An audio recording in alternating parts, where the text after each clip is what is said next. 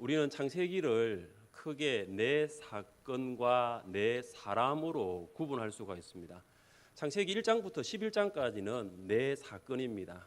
창조, 타락, 노아의 홍수, 바벨탑 사건입니다. 그리고 네 사람은 창세기 12장부터 50장까지 있는 아브라함, 이삭, 야곱, 요셉입니다. 성경대학 들으셨거나 듣고 계신 분 아시죠? 네 사건, 네 사람 굉장히 중요합니다. 아브라함과 이삭과 야곱과 요셉 이 네 사람이 창세기 11장부터 12장부터 50장까지 주요 인물로 등장을 합니다. 그런데 창세기 주인공은 이 네 사람이 아니라 하나님이십니다. 우리는 창세기를 이끌어가는 그 주체가 사람이 아니라 창조주 하나님이심을 알아야 합니다. 하나님께서는 인간의 타락으로 인해 망쳐진 이 세상을 회복시키기 위하여 사람을 부르시고 그리고 때에 따라 또 장소에 따라 하나님의 계획을 이끌어 가셨습니다. 오늘날도 동일합니다. 하나님께서는 우리를 부르시고 우리를 통하여 하나님의 계획을 성취하고 계심을 믿으시기를 바랍니다. 본문은 믿음의 1세대 아브라함이 끝나가고 믿음의 2세대 이삭의 시대가 오고 있음을 보여주고 있습니다. 1절은 이렇게 시작합니다. 아브라함이 나이가 많아 늙었고 여호와께서 그에게 범사에 복을 주셨더라. 아브라함의 세대는 서서히 물러가고 있지만 이제 이삭이라는 새로운 세대가 전면에 등장하고 있다라는 것입니다. 아브라함은 하나님의 약속을 계승해야 할 책임이 있었습니다. 하나님께서는 아브라함에게 큰 민족을 이루겠다고 약속하셨고 이 약속을 성취하기 위하여 이삭을 주셨습니다. 민족을 이루기 위해서는 자녀가 있어야 합니다. 그리고 자녀가 있기 위해서 자녀를 얻기 위해서는 결혼을 해야 합니다. 그런데 이삭이 나이 40이 되도록 결혼하지 못한 노총각이었습니다. 아브라함은 노년이 되었고 아내 사라는 죽었고 이삭은 결혼을 하지 않고 있습니다. 아브라함은 가만히 앉아 이삭만을 바라보고 있을 수는 없었습니다. 이삭의 배필을 구하는 일은 아브라함의 노년에 있어서 중요한 일이었습니다. 이삭을 결혼시키는 일만큼 아브라함의 노년에 지체할 수 있는 일 없었습니다. 만약에 이삭이 결혼하지 않아 자손을 얻을 수 없다면 하나님께서 아브라함에게 주신 언약들을 지킬 수 있는 그 언약이 무용지물 될 수 있는 위기에 봉착할 수 있습니다. 왜냐하면 하나님께서 아브라함과 맺은 언약은 자손들을 통해서 성취되는 것이기 때문입니다. 아브라함에게 있어서 가장 중요한 일 그리고 긴급한 일은 이삭에게 세대를 계승시키는 일이었습니다. 그것도 믿음의 세대를 계승하는 일이었습니다. 믿음의 세대를 계승하기 위해서는 믿음의 사람을 배필로 만나야 합니다. 믿음의 배필을 만나 가정을 이루고 그 가정을 통해서 믿음의 세대가 계승될 수 있습니다. 그래서 아브라함은 가정일을 총괄하는 종 엘리에셀에게 이삭의 배필을 구하라고 했습니다.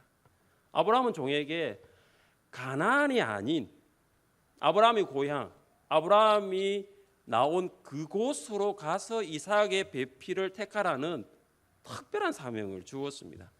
여기서 말하고 있는 아브라함의 고향은 갈대아 우르가 아닌 하란입니다. 하란은 아브라함이 지금 살고 있는 가나안 옆 동네가 아니에요. 하란은 가나안으로부터 720km 떨어져 있었던 곳입니다. 가까운 거리가 아니라는 거죠. 720km 쉬지 않고 운전하면 몇 시간 걸릴까요? 시속 100km를 해도 쉬지 않고 운전하도 7시간. 이때도 차도 없었으니까 훨씬 더 많이 걸리겠죠. 7시간이 걸리든 70시간이 걸리든 중요한 것은 믿음의 세대를 계승하기 위해서는 수고와 헌신이 뒤따른다는 것입니다. 믿음의 세대를 계승하는 것 저절로 이루어지지 않습니다. 특별히 믿음의 1세대에게 수고와 헌신이 뒤따릅니다. 여러분 중에서도 아브라함과 같은 믿음의 1세대가 있을 것입니다. 그 믿음의 1세대가 그 믿음을 이제 통해서 다음 믿음의 2세대에게 믿음을 전수할 때는 굉장히 큰 수고 헌신이 있습니다. 이 세상적으로 보면 조건이 굉장히 좋아요. 그런데 믿음의 세대를 개성하기 위해서는 그 조건들도 단호하게 거절할 필요가 있는 것이죠. 믿음의 세대를 개성하기 위해서 가장 중요한 조건이 무엇일까요? 무엇일까요? 믿음이죠. 믿음의 세대를 개성하려고 하면 믿음이 있어야 되잖아요. 믿음이 없이는 어떻게 믿음의 세대를 개성할 수 있습니까? 남자와 여자가 만나 결혼하면 가정을 이룰 수는 있어요. 그러나 그 가정이 반드시 믿음의 세대를 개성한다라고는 볼 수가 없습니다. 믿는 남자, 믿는 여자, 믿음의 자매, 믿음의 형제가 만날 때 믿음의 가정이 이루어지고 그 형제와 자매가 결혼해서 낳은 자녀가 믿음의 세대가 되는 것이죠. 왜 아브라함은 종에게 가나안 땅이 아니라 720km나 떨어진 하란으로 가서 이삭의 아내를 찾으라고 했을까요? 가나안 사람들이 살고 있는 그 땅은 굉장히 방탕한 땅이었습니다. 그리고 도덕적으로 문란한 곳이었습니다. 하나님께서 소돔과 고모라를 멸망시킨 이유가 무엇이었습니까? 소돔과 고모라의 죄악이 무거웠습니다. 10명의 의인이 없어서 하나님께서 유황과 불로 심판하셨습니다. 10명의 의인이 없었습니다. 도덕적으로 타락한 도시 소돔과 고모라 그리고 가나안 땅이었습니다. 롯은 소돔으로 내려가서 소돔 여자와 결혼하였습니다. 만약 롯이 소돔 여자와 결혼을 하지 않았더라면 그의 인생이 어떻게 되었을까? 한번 생각해 보신 적이 있습니까? 롯이 믿음의 배필과 결혼했다면 그의 자녀는 어떻게 되었을까? 그리고 롯의 자녀는 믿음의 세대를 개성할 수 있었을 것입니다. 그러나 롯은 소돔 여자와 결혼했고 아주 자연스럽게 소돔의 문화에 동화되어 버렸어요. 그래서 롯과 그의 아내뿐만 아니라 그의 두 딸도 소돔 사람들처럼 방탕하고 도덕적으로 문란한 삶을 살게 되었습니다. 우리는 부모님을 선택할 수는 없지만 배우자는 선택할 수 있습니다. 배우자를 선택할 수 있는 기회는 누구에게나 주어져 있습니다. 결혼하기 전까지는 부모와의 만남이 인생을 주장하지만 결혼 후에는 배우자의 만남이 인생의 행로를 결정하지요. 그래서 배우자 선택은 인생에 있어서 매우 중요한 것입니다. 왜 아브라함은 종에게 가까운 가나안 땅이 아니라 하란에서 아내를 찾으라고 했을까요? 아브라함의 고향인 하란은 가나안 사람들보다 덜 문란했습니다. 비교하자면 덜 문란했고 하나님에 대한 지식이 하란 사람들이 더 있었다는 거죠. 어떻게 그것을 알 수 있을까요? 이삭의 아들 야곱이 형 에서 때문에 외삼촌집 라반의 집으로 도망갑니다. 20년을 살게 됩니다. 그러고 난 다음에 야곱이 모든 소유를 가지고 외삼촌 집에서 도망을 치게 되고 라반이 그것을 알게 되지요. 그때 하나님께서 꿈에 라반에게 나타나셔서 라반에게 말씀하시고 라반이 야곱과 언약을 하게 됩니다. 그때 라반이 야곱에게 이런 말을 하게 됩니다. 아브라함의 하나님 그리고 나홀의 하나님 그들의 조상의 하나님은 우리 사이에 판단하옵소서. 라반 그러니까 이 하란에 살고 있었던 사람들 중에 한 사람이라 본다면 이 라반을 경우를 들면은 라반이 어떻게 고백하냐면 아브라함의 하나님 나홀의 하나님 이 고백하는 거죠. 그러니까 절대 하나님에 대한 절대 신앙은 가졌다 안 가졌다 판단할 수 없지만 하나님에 대해서만큼 알고 있었다는 거예요. 하나님에 대한 지식은 소유하고 있었다는 것입니다. 제가 표현하자면 우리식으로 말하자면 세례교인은 아니지만은 학습교인 정도는 되었다라고 볼 수 있지 않겠습니까?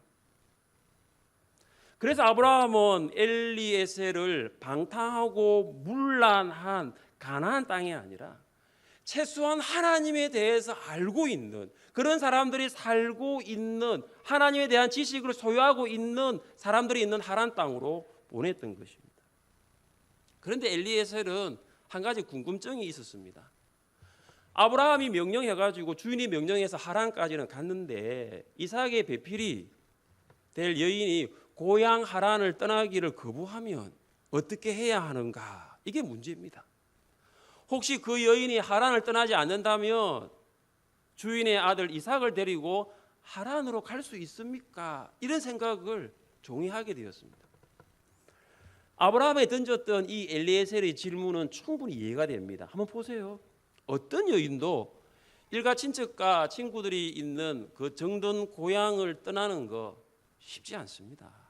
그것도 처음 보는 사람이잖아요. 엘리에셀이 처음 보는 사람을 따라서 한 번도 가본 적이 없는 가나안 땅으로 가는 것 어렵습니다. 또한 더군다나 신랑이 될 사람도 한 번도 본 적이 없어요. 신랑의 얼굴도 못 보고 신랑에 대해서 구체적인 정보도 없는 상황 가운데서 결혼하기 위해서 720km를 떠나서 고향을 떠나서 가나안으로 온다는 거 이거 어렵습니다. 이런 어떤 엘리에셀의 그 궁금증에 대해서 질문에 대해서 아브라함이 무엇이라고 말했습니까? 이삭을 데리고 가라고 했습니까? 안 된다고 했습니까? 안 된다고 했습니다. 그 내용이 6절입니다. 아브라함이 그에게 이르되 내 아들을 그리로 데리고 돌아가지 아니하도록 하라. 아브라함은 이삭을 그곳으로 데려가서는 안 된다라고 확고하게 이야기를 했습니다. 이삭이 다시 아브라함의 고향 하란으로 돌아가면 뭐가 문제냐면 하나님께서 아브라함에게 말씀하신 그 언약이 이루어지지 않아요. 하나님께서 아브라함에게 말씀하신 것이 뭐냐면 너의 고향을 떠나 내가 내게 보여줄 땅으로 가라고 했습니다. 다시 말해서 하란을 떠나 가나안으로 오라고 했어요. 그런데 이삭이 가나안에 있는데 다시 하란으로 가면 하나님의 언약에 역행하는 것이나 다름이 없는 것이죠. 그래서 이삭의 아내가 될 여인도 아브라함처럼 고향을 떠나 가나안으로 와야 합니다. 하나님께서 아브라함에게 떠나가라고 말씀하셨을 때 아브라함은 고향을 떠나서 가나안으로 왔어요. 하나님께서 아브라함에게 다시 너 가나안을 떠나 하란으로 가라고 말씀하시면 가겠는데 하나님 아무 말씀도 하지 않습니다. 그러니까 아브라함은 가나안에서 하란으로 갈 수 없다라는 것입니다. 하나님의 어떠한 지식 없이는 하나님이 부르신 이 땅에서 다시 하란으로 갈 수 없다는 것입니다. 그동안 아브라함의 삶을 보면 하나님의 지시 없이도 인간적인 생각을 쫓아서 자기 결정대로 행동을 참 많이 했습니다. 가나안에 흉년이 들었을 때에 아브라함은 하나님의 지시와 상관없이 인간적인 선택을 하였고 행동을 하여서 애굽에 내려갔습니다. 그리고 헤브론에 거주할 때도 마찬가지입니다. 그때도 아브라함은 하나님의 지시 없이 그랄로 내려갔습니다. 하나님의 지시 없이 애굽과 그랄로 내려갔을 때 어떤 일이 생겼습니까? 그곳에 있는 왕들을 두려워하여 아내 사라를 누이라고 속이는 거짓말을 하게 됩니다. 지난날 아브라함의 삶들을 보면 하나님의 지시가 없어요. 그래서 자기 마음대로 살았습니다. 그런데 오늘 창세기 24장을 보면 그러나 배우자를 선택하는 것만큼 자녀의 배필을 선택하는 것만큼은 다르다는 거예요. 아들의 배필은 가나안에 있는 여인이 아니라 하란에 있는 여인이어야 한다는 거죠. 아브라함의 신앙이 시간이 가면 갈수록 말씀을 쫓아가는 모습으로 바뀌고 있습니다. 세월이 흐르며 흐를수록 하나님의 그 지시하심을 쫓아가는 성숙한 믿음의 사람으로 세워져 가는 것을 우리가 볼 수가 있습니다. 성도들 중에 평소에는 말씀을 쫓아 신앙생활을 잘 하다가도 자녀의 결혼에 대해서는 말씀을 쫓아 행동하지 않기도 합니다. 청년들 중에서도 임원으로서 열심히 교회를 섬기고 봉사하더라도 참 신앙생활을 잘 하였는데 배우자를 선택하는 것에서만큼은 말씀을 따라 행하지 않는 청년들이 있습니다. 우리는 자녀에게 맞는 배우자를 선택할 때에 배우자의 직업과 외모와 부모의 재력과 배경 등을 고려합니다. 그러나 우리는 배우자의 신앙뿐만 아니라 부모의 신앙도 고려해야 하는데 고려하지 않는 거죠. 부모의 신앙을 고려하지 않는 거죠. 보십시오. 여러분이 여러분의 자녀를 신앙으로 교육했다면 여러분은 신앙으로 자녀를 양육한 부모에게 여러분의 자녀를 맡기고 싶지 않습니까? 여러분이 중직자라면 정말로 중직자 부모를 사돈으로 만나고 싶지 않아요. 여러분이 집사라면 최소한 여러분의 자녀의 부모님이 될 사돈은 집사는 돼야 되지 않을까요? 배우자보다 고려해야 될 사람은 배우자의 부모입니다. 부모가 어떤 사람인가가 매우 중요해요. 부모는 자녀의 배우자가 어떤 사람인가를 잘 몰라요. 여러분 자녀들끼리 이렇게 자녀가 교제하다가 마음에 든다고 하고 이야기를 듣고 집에 인사 오는 거 한 번 정도, 그리고 양가 부모님 만나서 상견례하는 거 한 번 정도, 잘 몰라요. 그 자녀를 잘 모른다고요. 내 자녀의 배필이 될 사람을 잘 모른단 말이죠. 그러나 부모를 보면 자녀를 알 수 있어요. 우리가 부모가 언제부터 신앙생활을 했고 부모가 교회와 성도들을 어떻게 섬겼고 현재 어떻게 교회를 봉사하고 있는가를 알면 자녀의 배필이 될 사람 어느 정도 파악할 수가 있습니다. 제 동생이 결혼할 때 동생의 신앙보다 부모의 신앙을 더 잘 살피는 것을 제가 보게 되었습니다.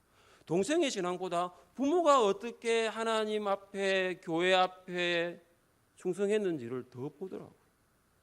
어떤 부모 아래서 어떤 신앙 교육을 받는 것 참으로 중요한 것입니다. 아브라함이 엘리에셀을 하란으로 보내 이삭의 아내를 찾아오라고 하면서 이삭을 하란으로 가서는 절대 안 된다라고 말한 근본적인 이유가 있어요. 7절 말씀인데 같이 한번 읽겠습니다. 7절입니다. 하늘의 하나님 여호와께서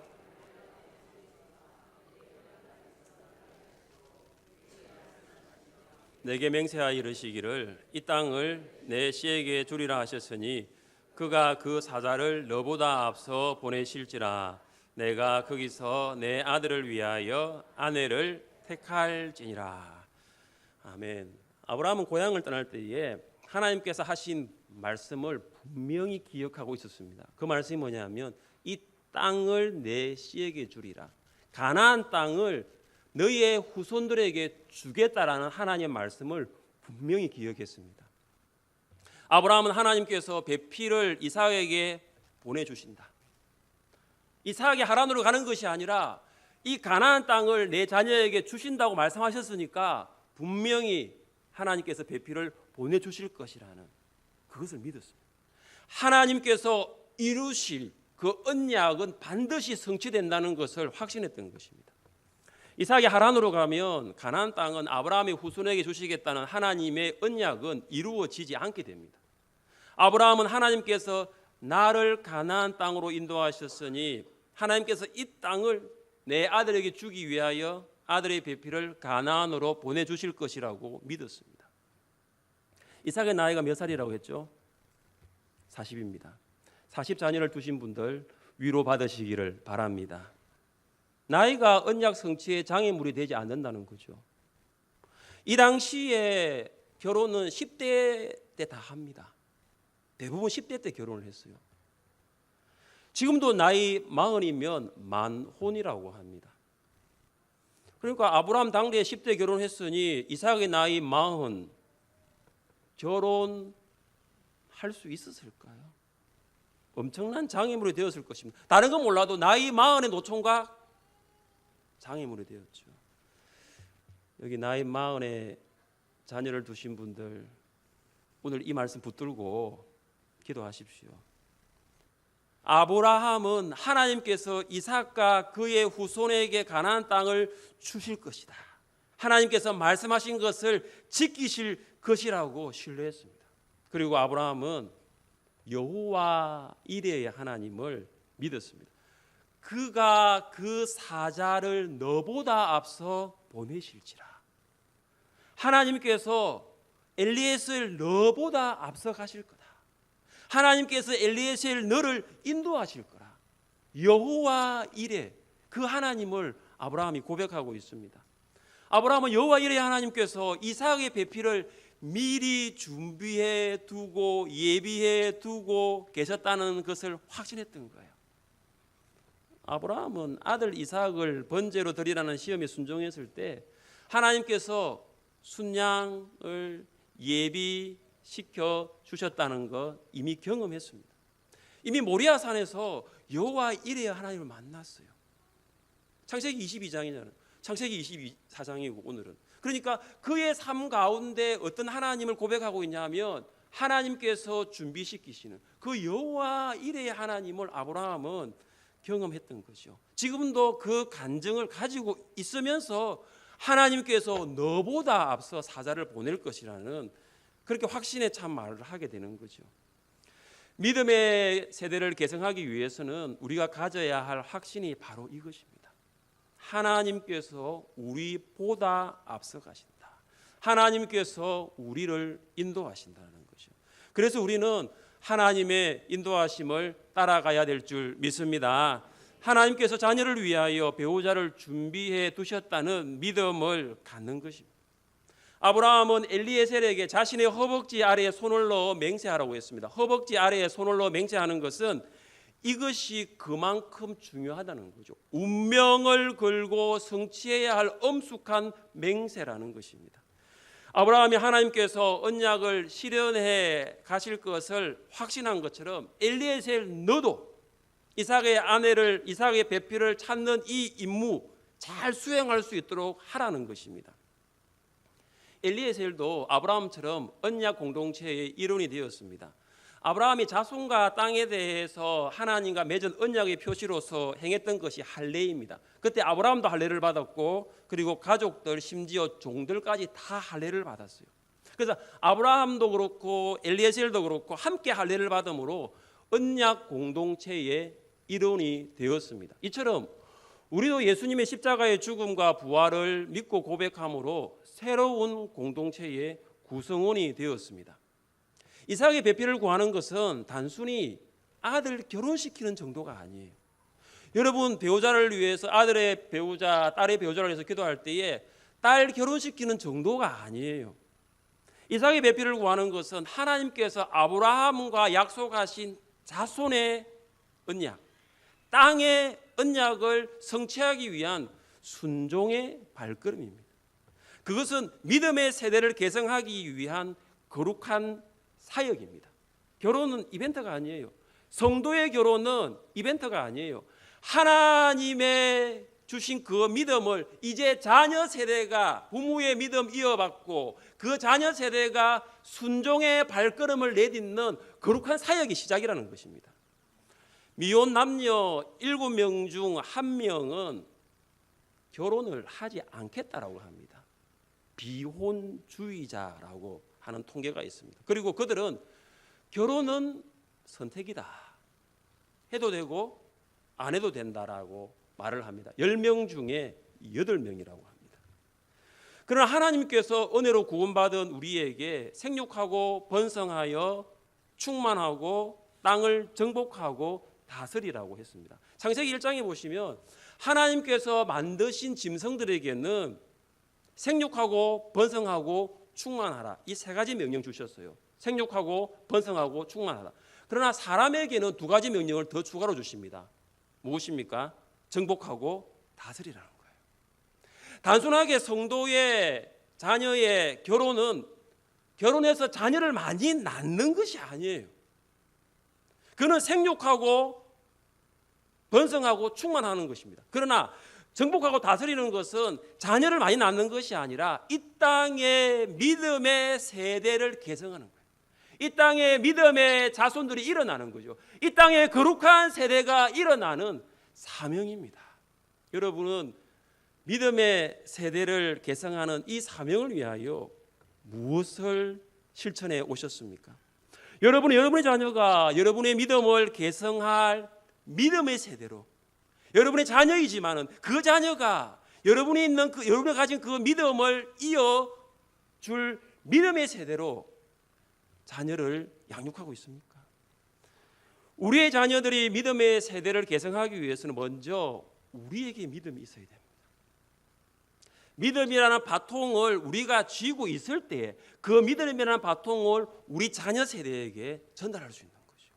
우리 성도가 믿음이라는 바통을 손에 붙잡고 있을 때에 우리 다음 세대들에게 믿음의 바통을 옮겨줄 수 있는 거죠.